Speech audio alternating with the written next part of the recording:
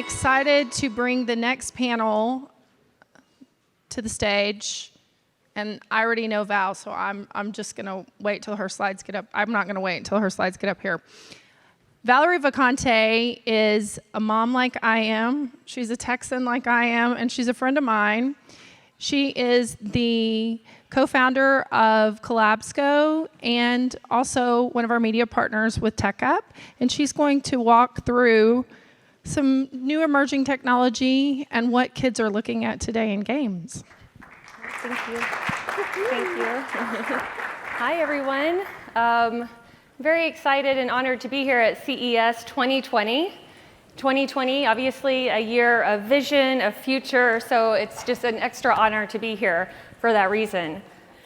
So really today, I wanted to talk with you guys about the future of play, gaming, and immersive entertainment. And a lot of this is just to kind of remind everybody that today's kids really live in this mixed, merged worlds, and they really expect those experiences. I put this one up as kind of like a funny wink to nomenclature in the industry, right? I feel like, whether it's connected play, mixed play, merged play, fluid play, advanced play, integrated play, immersive play, and I know cross play. I think there's probably a couple others that in the room we may be using today, but really it's all about, having that physical and digital experience, no matter what we call it. So here's kind of the latest technologies that we've been looking at from, again, that kind of connected play perspective. A lot of these, really are technologies, but also how people play. So looking at, IoT, AI, robots, AR, VR, data over sound, voice assistance, NFC, RFID, location-based entertainment, which isn't a technology, but we're obviously seeing a lot more VR and AR experiences in those locations and more tech in those locations. Also wearables, social, and even more technologies. We're starting to see more kind of light recognition technologies that aren't even on this list. And really, how are these things mixing and merging to create new ways to play? So I'm going to show you guys the eye chart here. Last year, I showed you guys a version, and it was, my goodness, I think it had about 120% less icons on it than it does now. And this is the research, the latest research that came out in June. We're currently looking at plotting this and really looking at different ways of doing that, again, as new technologies come out. So expect to see a different map in the coming months. And then just kind of swiftly here, some numbers. I'm not going to go through all of these with you guys, and feel free to reach out if you'd like this kind of snapshot of some of the data points here. I'm happy to share this with the group. But really the point here is growth. Growth in gaming, growth in connected play, augmented reality experiences, NFC. We have Chris down here who's going to talk about Hot Wheels ID. Power of voice is growing, obviously, and we have Zai Ortiz here who's going to be able to talk about his Best of Innovation Award winner, St. Noir, also a Cappy Award winner. If you guys are here later for the awards, he can tell you about that. And then really gamer makers. So that idea of kind of kids creating their own gameplay, as you guys just heard from Jerome on the last panel there. And then here just some other stats really honing in on that immersive experiences that we're seeing, not only at home, but again at location-based experiences. And then, we see here robots, let's play experiences. And then I kind of put big ups for board games, because as we're all seeing more families getting back together, really getting around that traditional board game gameplay, but also how tech fuses that. And then also other ways for bringing families together again with gaming. And that's really what Tommy Tallarico is going to hone on when he comes on the stage here. So that kind of brings us to the question. So all of awesome data, lots of growth across all tech categories. So what does the future hold? So now I'd like to invite on stage some friends and colleagues here. So guys, we have Chris Down, the Chief Design Officer from Mattel. We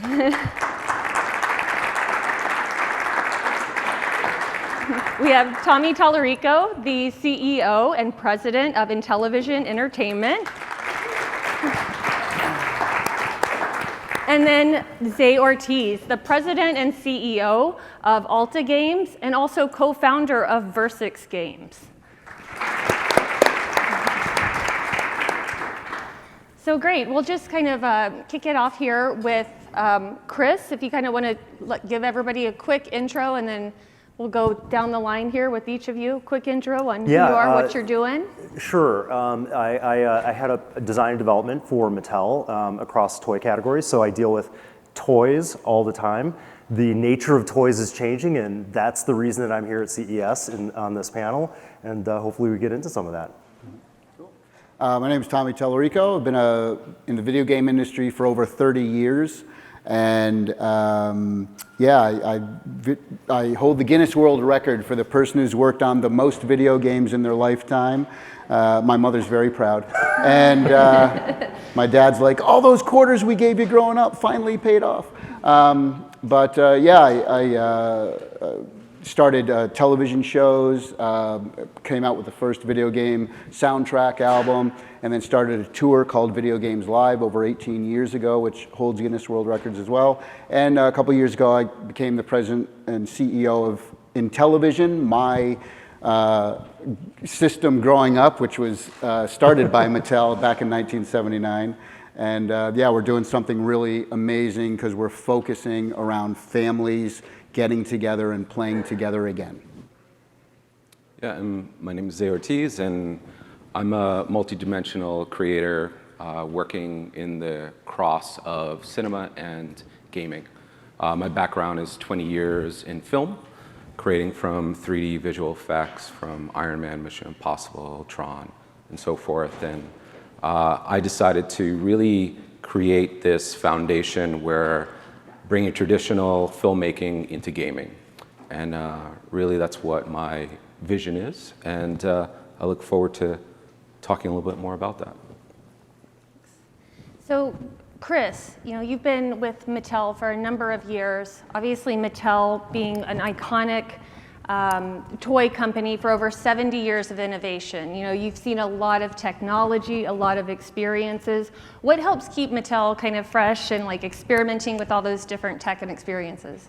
Yeah, I think that like a lot of ways that consumers interact today, Mattel that makes toys, one of our towering strengths is our brands. And Barbie, American Girl, Fisher-Price, Hot Wheels, you name it, Mattel kind of has it inside of the portfolio. I think that that kind of recognition and the storytelling, the narrative, the characters, and kind of the expectation that consumers have around those brands is what makes them pay attention. I think the thing that has kept us relevant and even more today than ever in the history of toys needs to keep us relevant tomorrow is understanding how consumers are playing. And certainly from a kid point of view, when we're talking about the core kid at Mattel is between 4 and 8 years old, digital is a part of play behavior. They were born with it. Generation Alpha, Generation Glass was born the year the iPad came out. That's the entire range of our consumer set. So we need to stay relevant by staying relevant with how kids are playing and consuming play. Gotcha. And then Zai, from your perspective, again, obviously launching Saint Noir, a voice-enabled game. You and I had a conversation about, Zai's daughter is the same age of Alexa, which is a short amount of time. Yes. So voice is a new technology.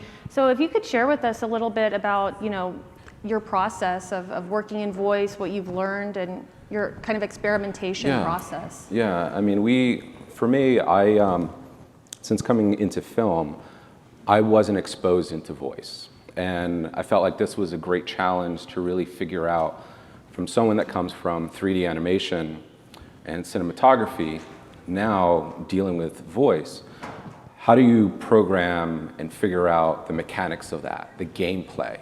And so in 6 months' time, we actually created a game called Saint Noir. It was actually an experiment. We were working on some other stuff, and that became the really we started seeing some progress and seeing a way that people were having fun and a new relationship with Amazon that unfolded. And I'm a fan of Amazon Alexa just because I have it in my household and my kids love it and my family. And what I notice is that there's a new generation coming out that are using technology that I wasn't exposed to, but they're growing up with it. Like for instance, like navigation, like my daughter would say, you know, if I would miss an exit, she goes, it's gonna reroute you, don't worry about it. You know, so you're walking into, you know, a friend's house, she'll be like, can you play the soundtrack from Frozen? And they're like, what are you doing? And she's expecting it. She's expecting, you know, the technology to be around her. So I can imagine when she's older and that generation is growing up, what are they going to expect? So that's where I'm working. I'm working in that line where emerging technologies from machine learning to AI to AR, mixed reality, anything that could gamify your surroundings. I'm really engaged in that. And I love it all. I love that portion. So just kind of experimenting what's new, how can you apply it, and remixing it for gaming or playing. I like that right? word, remixing, yeah. Remixing all those gamification. Cool. And then Tommy, from your perspective, as you kind of shared with the group, an icon coming from that video game sound. So we went from bloop, bleep, blop, blop, blop, blop, blop. Did I get all that right? That Pretty sound? much, that was it. So going from that kind of sound to actually creating music soundtracks and really being on the forefront of that, you know, as an innovator, can you tell us a little bit about that experience and then how that's feeding into Intellivision? Yeah, I mean, the technology, when I first got involved in the game industry in the late 80s, you know, in early 90s, it was so different. Everything was on a cartridge, so you didn't have space, there was no budget, and people didn't really even care about sound. It's like, okay, the game's over now, put some sound in it. You know, we got 2 days. And so, you know, it was our duty to kind of go in there and say, no, audio is a part of the, you know, audio visual experience. It's half of the experience. And so as technology changed, as we became CD-ROMs, became a storage mediums, and DVDs and Blu-rays, you're able to store stuff on the thing, but games are very interactive. So we're able now to record live orchestras in many different ways.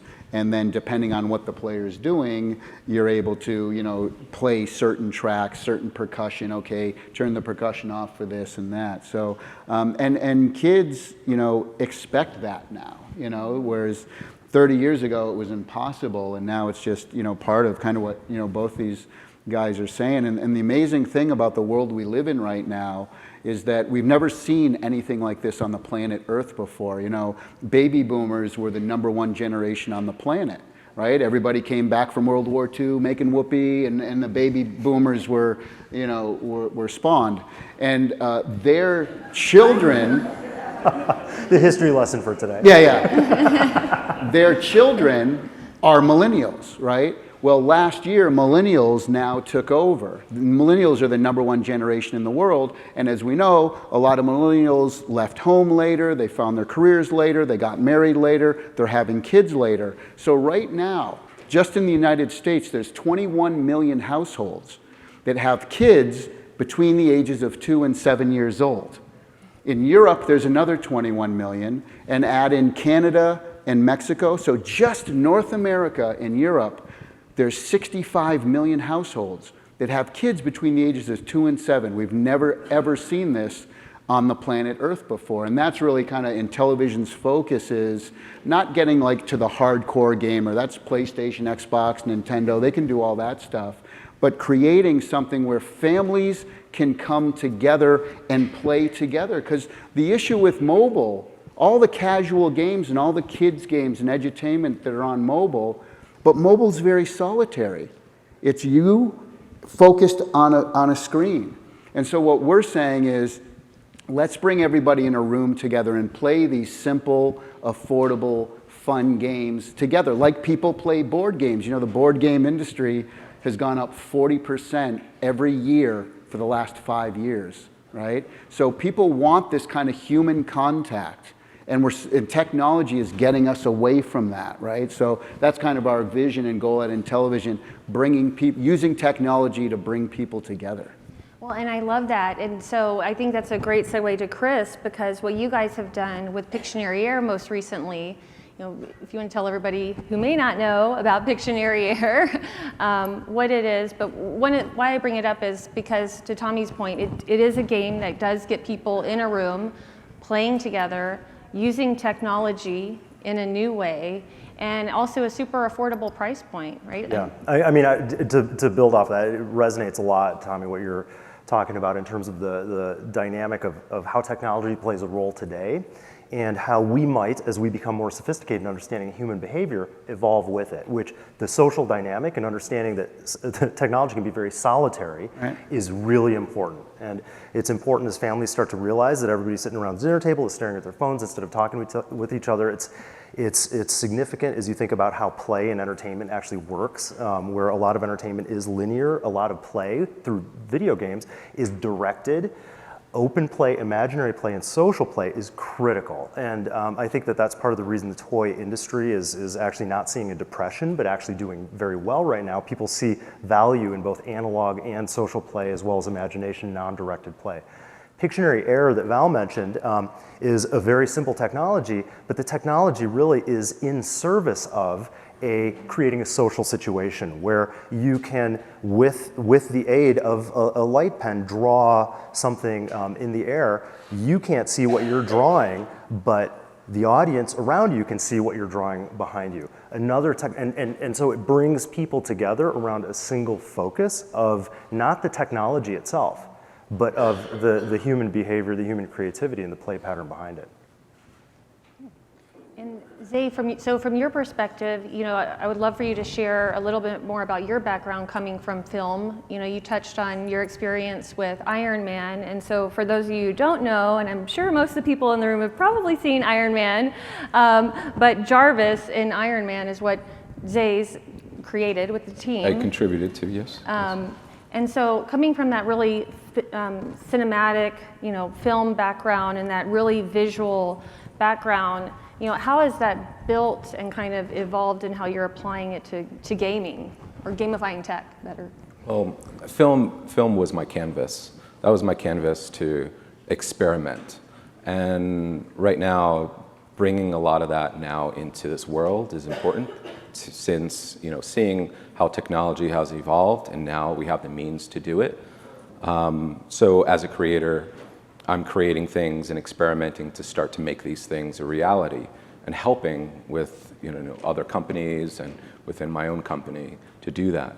One of the biggest things for us is that we want to create games that are more social in a way where you could collaborate. So something like how Saint Noir is where what we decided to do is really figure out how do we use a tech that 100 million people have in their household and use that with traditional board games that has been exploding, and combine those two and see what the result is. And we did, and we had fun doing it, and now on to different things and experimenting with new stuff. Like one of my passions is now working with voice. Now I want to work with video and graphics again and combine those two. So if it's the means with AR, mixed reality with voice and combining that, kind of like Jarvis, or in the means of using cinema on your TV and using that to mix the reality with voice. So to control, basically you become the director of your movie. So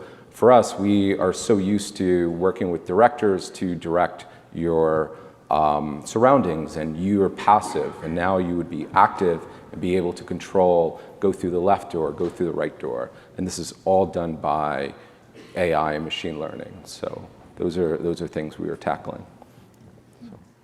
And then kind of building on the entertainment theme, Chris, if there's any, would love to hear your perspective on, how Mattel, there's obviously a lot of Barbie film coming out and Masters of the Universe and all of that coming out. How are you guys kind of approaching, are there any kind of integration with the toy experiences? Is that connected? What can we sort of expect from an entertainment and toy confusion, I guess. Yeah, I mean, so the idea that there's value behind stories that people are familiar with, brands that people can connect to, does create the opportunity in a company like Mattel to say, okay, well, we have Barbie, it's an amazing toy brand, what movie, what short form content are we gonna do, what are we gonna do on YouTube, what are we gonna do in video game and everything. So one of the tensions, of course, as you begin to exploit or expand across where consumers are playing is how do you tie it together in a meaningful way? And it's a complicated question without a very elegant answer sometimes, but it does have to be considered.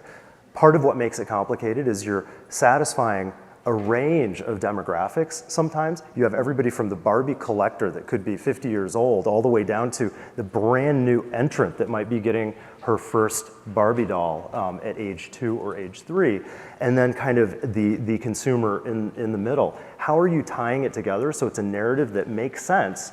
It's right for the consumer, that it's appealing to based on the platform that it's being executed on, but doesn't try to overcomplicate the whole message so you dilute any individual execution that you're doing. So it's a challenge, but it's also an opportunity. And I will say from a Mattel point of view, it is one that we're taking very seriously. I mean, we believe that our greatest value in the future is not going to be about how we're embracing technology necessarily today or any new platform or whatever the trend happens to be, but it's how we are shepherding our brands into the future in a way that makes them relevant to consumers at the right time. So it's a challenge is the short answer. And it sounds like what you guys are doing is just being really mindful of exploring how you can extend those stories, right? The stories and play in the right way. That's right. A lot of things of what I've seen in the industry is oftentimes from just from a pure consumer perspective, you know, you can have like the mobile game experience, and then you might go to like the Void and have an experience there and watch the film and everything else, and it's like, really the only common thread is the characters. There's not that kind of cohesion of story. So it is a challenge, and I am excited because I feel like that, to me, that's the next sort of design challenge, right? Is how we hop in and out of those stories in a meaningful way where they don't feel so segmented. So Tommy, from your perspective, Amico, would love for you to share about Amico to the audience here, because obviously it's about getting families back together, but tell everybody why it's so consumer friendly and what we can expect. Yeah, amico, I mean, amico is the Italian word for friend, so that's why we called it that. Me and Val. Yep. What's up? Okay,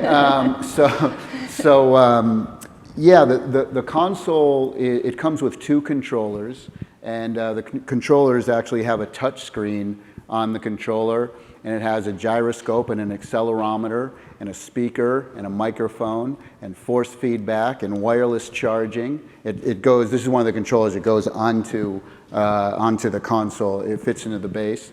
It also has RFID built into the whole system. So I could take my controller, I could go over Chris's house, tap it on his machine, and not only does it connect, but now we can play all my games on his system, which is kind of cool.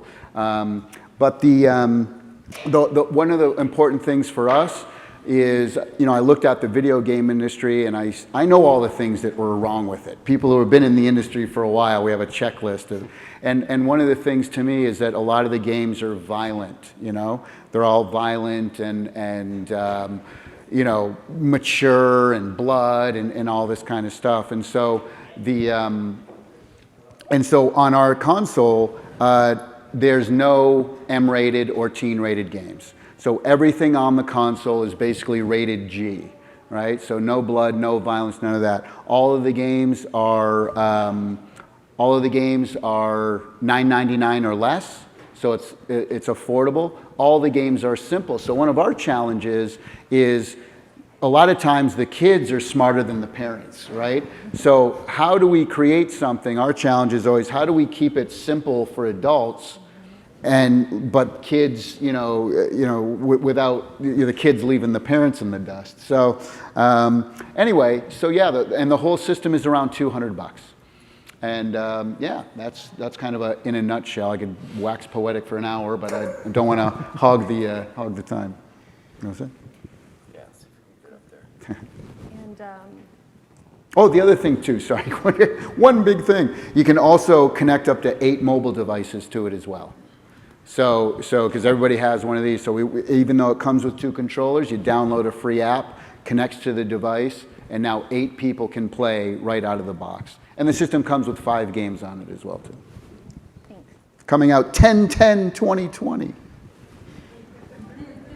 And then, so Zai, you know, what's so interesting about your work is obviously creating Jarvis and a lot of the visual effects that you came from. You really have kind of painted what the future looks like in your work. And obviously doing that too through your work in Saint Noir.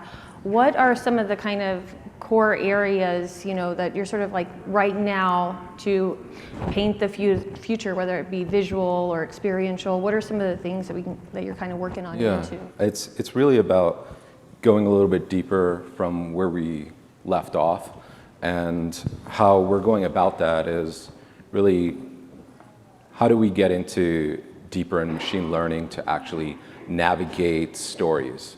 So a lot of people that work at the company are storytellers, and we're really figuring out how do we create real branching narrative. We have a base, we've figured out branching narrative in a way where we could figure out the algorithms, but we want to go deeper in that spectrum to really now, how do I take a story from one element and now bring it to your TV and bring it to your mobile, bring it to a device that you carry, or maybe an iPad or something that you already have in your household. And it could be a smart speaker, it could be anything like that. So we're transporting that and figuring out, okay, now cars and autonomous cars are going to be cool. Well, what about painting things on the walls and windows and all that? So we're experimenting with everything that's beyond that. Maybe it's 3-4 years from now, but we want to explore it now to really be ahead of the curve. And how I see it is that we need to really figure out for everybody and everyone that's involved to really bring entertainment to the next level. So for me, I think entertainment is such a big part of life, and I don't want to just sit back and watch something anymore. I want it to be around me, and I want to be able to control it and be able to kind of move with it when I need to. So that's what we're kind of tackling right now, and being able to change those avatars and decision making and problem solving. So we're tackling all those experimental and possibilities. And I like what you said, because it's not just about the device, it's about the experience around you. So you could be in a place and kind of choose your own adventure. I think that's kind of language that everybody knows, and I love that that's what you guys are doing with branching narrative, that it's not just in voice and it's not just on the screen, but like really, you know, how can you have this incredible storyline or characters and really kind of have someone experience it in different ways. It'll give opportunities for larger IPs to connect into that ecosystem, and I just think that it's a great way to also create your own characters and your own stories. You know, imagination is so powerful that it would be so beautiful to see the next generation create their own stories and their own imaginations from something like this. So. Thank you. And then, so one of the things that I thought was really interesting that's happening with Intellivision, and some of you may or may not know, but way back in the day, back in 1979, when it was Mattel Electronics and Intellivision, and there's, you know, the Atari 2600, so those are the big consoles on the market, and that's when the very first console wars happened. And so, you know, you had Atari, you had Intellivision, you know, very competitive ads that were on TV, you know, ours is better, and all of this. And so one of the things that I think is interesting that you guys are doing when you bring out Amico is that Atari games are going to be on there, and you guys are kind of like revamping retro. So like share with us a little about that. Yeah, our software library is basically 25% of it is, I call it retro reimagined, where we went and bought every video game license from Frogger to to Missile Command and Pong and Burger Time, and we're redoing those with brand new graphics, brand new sound, keeping them simple though still, but then adding in this kind of couch co-op and versus mode. So take Frogger, for example, instead of just having one frog you try to get, imagine it's all of us on stage, all had a frog, but there were only 3 slots on the top. Who can get through it first, who's gonna get left out kind of thing, right? So there's ways to incorporate these old games. Another 25% is gonna be sports and recreation. So not only football, soccer, baseball, but things like cornhole and bowling and pool and darts and these kind of recreational activities as well. And then another 25% is all board games. So things like Farkle and Yahtzee and Monopoly and these type of Wheel of Fortune, these types of experiences, card games, because remember everybody has their own little thing, so you could play Texas Hold'em and everybody has their 2 cards and the flops on the screen. This has never been done before in the video game industry, right? And then the last 25% is all original IPs. So for us, we create every game for Intellivision specific to our controllers. So any experience on Intellivision, everything's completely exclusive on Amico.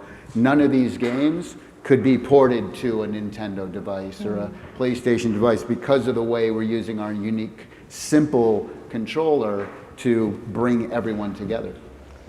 Thank you. Yeah, and I think it'd be, all the people here, it seems like, everybody should be working together. You're all doing interesting things. So we'll do it. But no, thank you guys so much for sharing your perspective. I think we're almost out of time. I'd like to ask just one quick question to each of you. Of course, this is a question of, how do you see the future? What's sort of like the right now and what's happening next? Just real quick from your point of view.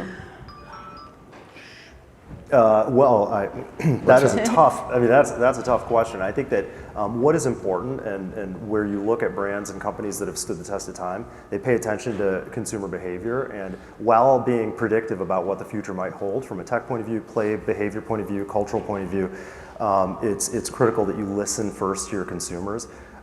We as companies that have to make money tend to listen to our retail customers very often and lose sight of our consumer. I think that it's critical, and the companies that have stood the test of time listen first to their consumer. Yeah, and likewise with us, my 2 biggest goals that I always tell everybody is, in regards to the consumer, we want to build value and trust. Those are our 2 main things. And again, in this world where everyone wants to get you on subscription now, and everyone wants to get your credit card to get those new tokens, and there's loot boxes, and there's all these ways that people are just trying to, grab from you. And we don't allow any of that, stuff on there. So we really, our mission is to, look at this from a completely different point of view, where we're building trust and providing value to our customers. And for us, we want people to control their experience and decide on it. So I think that's the strong point for us is, building something that someone could actually have the opportunity to do whatever they want with it and not be beholden with a structure. And, everything is in an alt exploration to that universe. So we're excited about all that. So thank you. Well, yeah, thank you guys for joining us. We'll be in the back of the room if you want to, have any Q&A or anything like that afterwards. So thank you all for joining us, and thank you for everyone in the room.